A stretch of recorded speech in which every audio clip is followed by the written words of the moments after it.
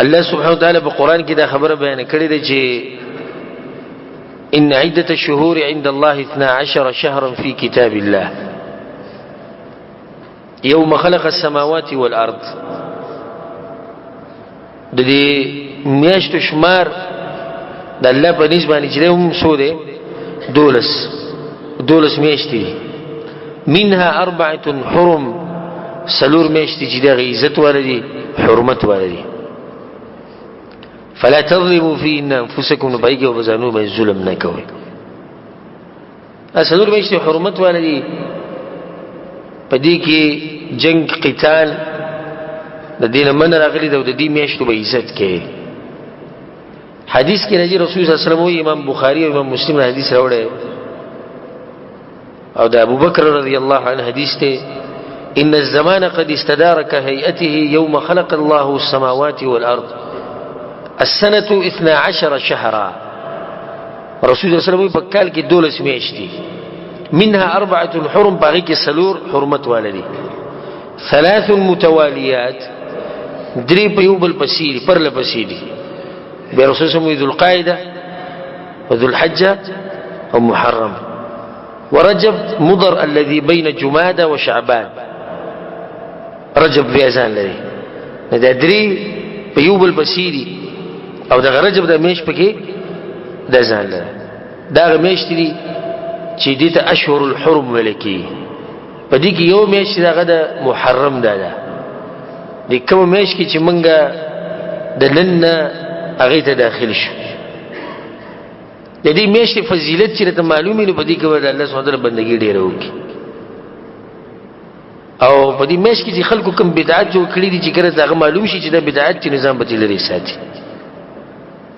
حدیث کې راځي رسول صلی الله علیه وسلم وایي، او د ابو هريره حدیث ته امام مسلم رحمه الله راوړی، افضل الصيام بعد رمضان، د رمضان د میاشتې نه بعد غوره، د رمضان د میاشتې د روزونه ورسته غوره روزي چې دغه د کوم میاشتې؟ شهر الله المحرم، د الله د دې میاشتې روزي د محرم چې کوم. نو په دې حدیث کې دوه خبرې ثابتې شوې، یو دا چې د رمضان د روزونه بعد غوره روزي په دې میاشت کې، او دویم فضیلت دا ثابت شو چې د دې میاشتې اضافت رسول الله صلی الله علیه وسلم چاته وکړو؟ الله ته وکړو شهر الله، الله خاص میاشت المحرم. نه دا اضافه دي چې الله ته وشو، دا نسبت الله ته وشو، دا دې لپاره چې میاشت ډیره عزت واله ده او ډیره اوچته میاشت ده. په دې میاشت کې یو ورځ راځي چې هغه ته عاشورا ویل کی، او دم د دې میاشتې فضیلت ده. ابو قتاده رضی الله عنه حدیث ته صيام يوم عاشوراء، د عاشورا د ورځې روزنی ول احتسب على الله ان يكفر السنه التي قبله. رسول الله صلی الله علیه وسلم وی څوک چې د عاشورا د ورځې روزونی شي الله ول تیر شي کال ګناونه بخي. امام مسلم رحمه الله دا حدیث راوړی. په دغه ورځ باندې د عاشورا په دې ورځ باندې غټ حوادث راغلي. عبد الله بن عباس رضی الله عنه روایت ته امام بخاری و مسلم راوړی ان النبي صلى الله عليه وسلم قدم المدينه فوجد اليهود صياما. رسول الله چې کله مدینه ته راغی هجرت وکړ، يهودو وروجنی و. رسول الله ته تاسو کوم هذا اليوم الذي تصومون، دا کوم ورځ تاسو وروجنی سي ولي نسي؟ داغه دوی چې په دې ورځ باندې الله موسی عليه السلام له نجات ورکړو او فرعون تبا کړو. فرعون تبا کړو. نو دا مونږ نیسو او د الله سبحانه وتعالى شکر ادا کوو چې موسی عليه السلام له نجات ورکړو.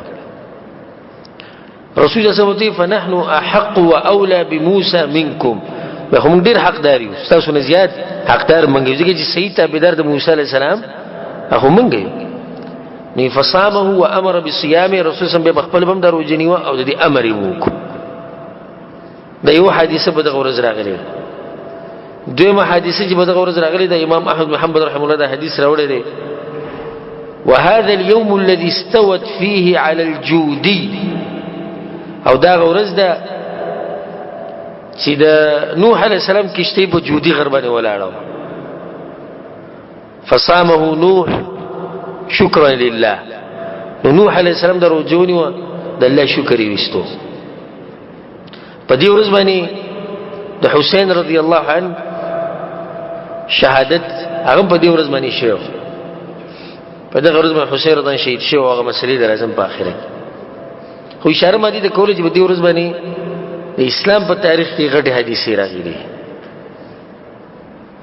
نو د رسول الله صلی الله علیه وسلم به سجلو کو رسول الله صلی الله علیه وسلم به دا روژه په جاهلیت کې نیوه په مکه کې به نیوه. هغه وخت رسول الله صلی الله علیه وسلم د روژه خوښه او د مشرکین بم په دې ورځ خاص د الله بندگی کول او تعظیم به کو د دې ورځې او په دې ورځ به کعبه ته غلاف بدلو. نور عائشہ رضی الله عنها چې رسول الله صلی الله علیه وسلم به دا روژه نیوه. به چې کله رسول الله صلی الله علیه وسلم مدینې ته راغی او ویلو چې يهود هم نشي نبی مسلمانانو ته امر وکړو چې لازم به نشي.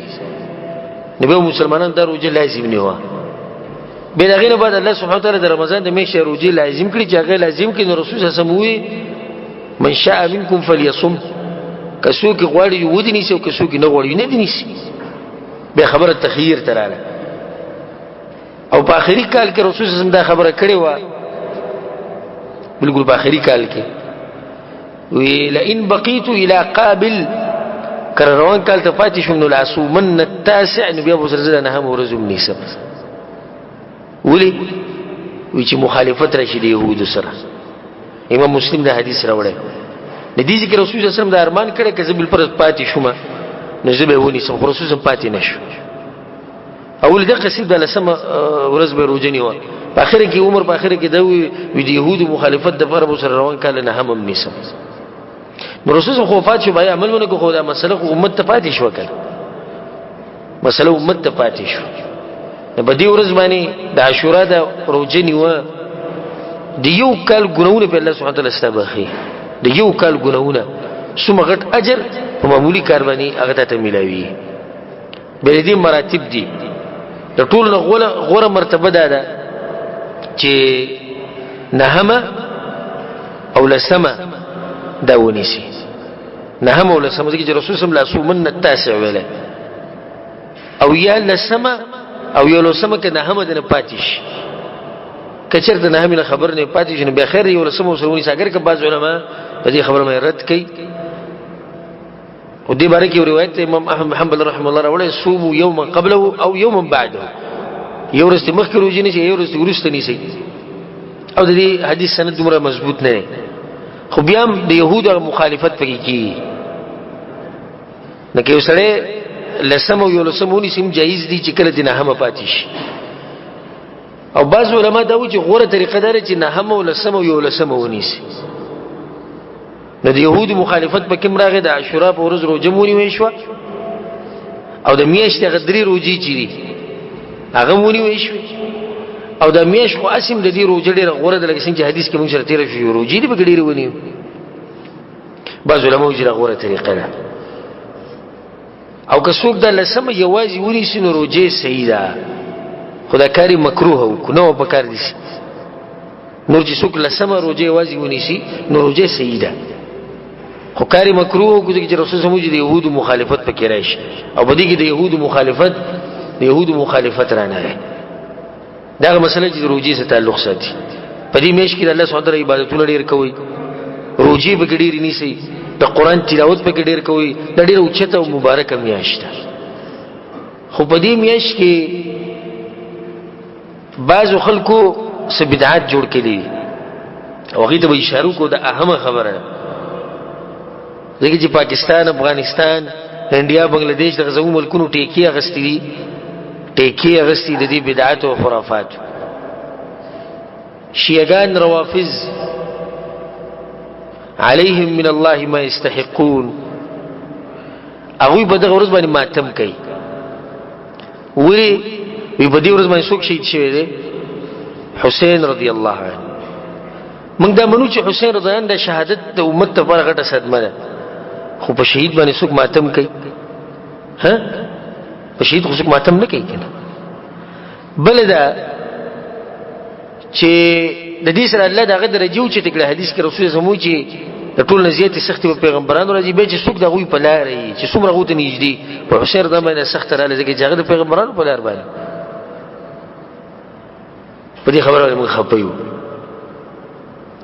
خدای نه ماتم نشي جوړولای او کبل پرشیګان او روافض خفي په حسین رضی الله عنه بزید هغه په دې شهادت باندې دا وړي خمقلان دي چې الله ولو چې درجه ورکړي دوی خپري دوی مده چې د حسین رضی الله پلار نه شهید شوی علي رضی الله عنه شهید شوی کنه دا هغه ورځ باندې ولې ماتم نکي بل دا چې د دې حسین رضی الله نکاح رسول الله صلی الله علیه وسلم نه شهید شوی هغه ورځ ولې ماتم نکي زدا ما زما په دې ورځ نه دوی په حسین رضی الله بس خپري نه په بل چا بس خپري دوی خپري په فرعون بس خپري چې ولې الله غرق کړه نو دوی د فرعون په مرګ باندې ماتم کوي دا چې په مرګ کوي یره چې زموږ د نکاح لوري مردار کړه کده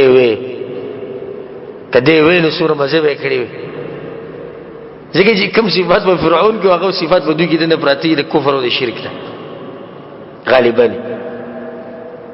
نه په دغه ورځ باندې د سنیان چې کوم دي جاهل سنیان هغه ماتمونه کوي او موږ سنیان یو زه ته دا وایم چې په ځان کې او په شیعه کې تفرقونه پیژندل ته څنګه دعوه کې د اسلام او ویل ازوي په دین پوهه ته په ځان کې واګي فرقونه پیژنې موږ چې په دغه ورځ درو جنې شو د الله د شکر وستو لپاره نیسو چې په دغه ورځ الله فرعون تبا کړي دا موږ د خفګان نه ګورې نه نیسو دا خو شکر وباسو د رب العالمین دا باندې جاهلان سجل کې په دغه ورځ باندې توري کپڑے د شیعاګانو په شان اچي او توري کپڑے استعمالولو کې څه حرج نشتی خو باغ موقوف باندې نه استعمالوي په کوم موقع کې چې شیعاګان استعمالي او دغه خاص عقیده سره تړلې شي دغه چې خلک په تا باندې دغه ګمان کوي خدویم څه کار کوي په ورځ باندې اذانونه وي ادب الله او عذاب وخت کړي او زه چې دغه پروګرامونه وینم دوره د خوشاله شي زمزم د منه چې نزان خو وي کنه یو عذاب خو مسلط دی رب العالمین حالانکه رسول الله صلی الله علیه وسلم لیس منا غسړې په من کې نه دی چې څو غریوانونه شلي او ځان وایي اب من کې نه دی د عملی کې دا بعض سنیان جاهلان د دوی سره په دغه کې شریک شي ماتم مجلس ماتم هغه ته وي او بعض مولیان لړ شي په مجلس ماتم کې تقریرونه کوي لکه طارق جمیل صاحب بیان ما بخپل اوریدل په خپل سترګو مې لیدل هم د باغ پروګرام کې که څوک دا وایي چې دروغ وایي دی نسوي وې د حسین رضی الله سره چې باندې ذکر او چت کو او هغه د غشن او چت نیول ویني ته به دی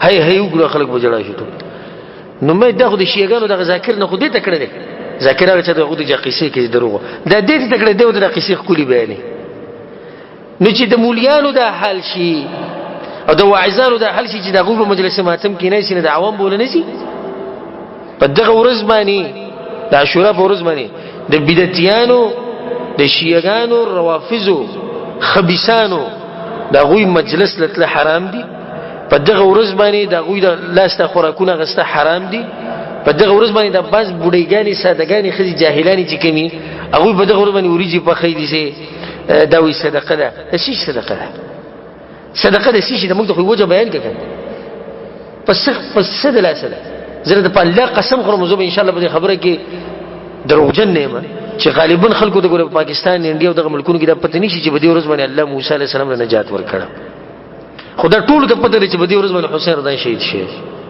نو دا بډې د خوراک ولې بخي تاسو ته پوښتنه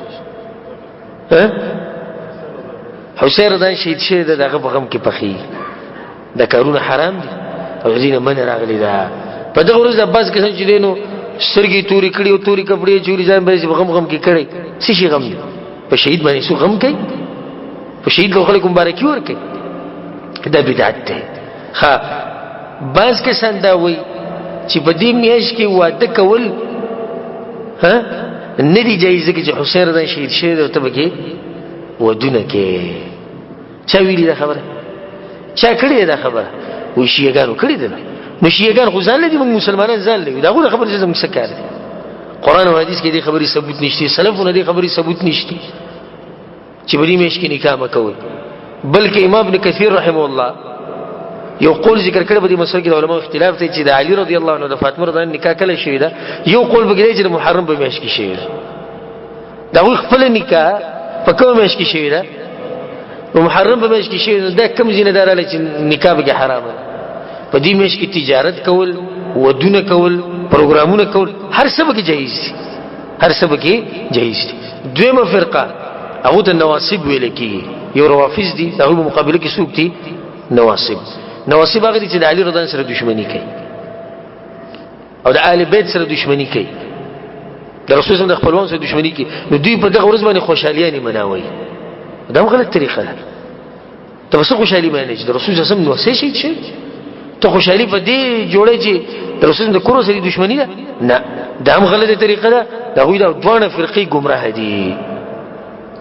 او موږ الحمدلله په منځ کې په صحیح معنی سره اهل سنت چې هغه د اهل الحديث او سلفيان ویل کېږي، موږ په منځ کې الحمدلله همیشه زموږ عقیده به منځ کې نه افراط او نه تفرید. په دې ورځ باندې موږ روزه نیسو سره لپاره شکر وباسو چې الله سبحانه موسی عليه السلام نجات ورکړي او د حسین رضی الله په شهادت باندې خپيو. په هغه سره چې کوم زیاتې شي باغی باندې خپيو، خو باغی کې د ماتمونه او د بدعات او د قصید ځان نه نشو کولای. د باز نصيحتونه دي. خباز قسم په دغه ورځ باندې چې دغه کې دا قبرونو له خاصي په دغه ورځ باندې مړو له دواګانی کول او د زنانه ډلې ډلې رواني، ټول بدعت او خرافات دي. خباز بعضو کورونو کې په دغه ورځ باندې ورونه بل کړي. دا ور بل کړي سره پاره دم د غم یو نه خړه چې په دې ورځ باندې د حسین رضی الله شهید شه. خو په دغه ورځ باندې بسندري نه اوري او په نور ورځو کې په نور ورځو کې جایز دي. په دغه ورځ سندري مو زه تاسو ته دا وایم، ما ته دې ورځو خای چې بای کې په تاریخ کې چې د څوک صحابي نه شهید شوی، د اسلام یو غټ سړی نه شهید شوی، نو د هر یو سره به ماته ولې نه شروع کو. خدای د شیعاګانو نه باز خبرې مونږ ته راغلي دي او زمونږ د خلک په نری په نو ځان و پیژني. د شیعاګانو چې کوم عقیده ده د قرآن او حدیث خلاف عقیده ده، د مسلمانانو عقیده ده سره ده نه. دا باز بدعت جديد موږ اشاره وکړه. په دې مېش کې د عبادتونو کوشش کوي، خاص کر دغه روزه تاسو نه پاتې نشي.